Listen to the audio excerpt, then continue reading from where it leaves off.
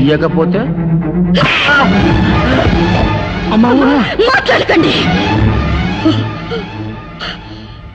మాట్లాడే అర్హత మీకు లేదు. అక్క మొగుడని అమ్మ, అల్లుడని నువ్వు ఆ పశువు చేసిన పని తప్పు అని అటు చెప్పనప్పుడే నీకు మాట్లాడే అధికారం పోయింది. ఏంటి అర్హతల గురించి మాట్లాడుతున్నావు? అడుగు ముందుకు వేసావో నా అక్క నిజంగానే విధవవుతుంది. తాళి కట్టిన మొగుణ్ణి తాళికి తేడా తెలియని బెదవి నువ్వు కట్టింది తాళి ఎలా అవుతుందిరా? 3 ముళ్ళు వేశాను కాబట్టి. 3 కాదు, నువ్వు 300 ముళ్ళు వేసిన అది తాళి కాదు. ఆడది ఇష్టపడి కట్టించుకునేది పసుపు తాడు, ఇష్టం లేకుండా కట్టేది పలుపు తాడు.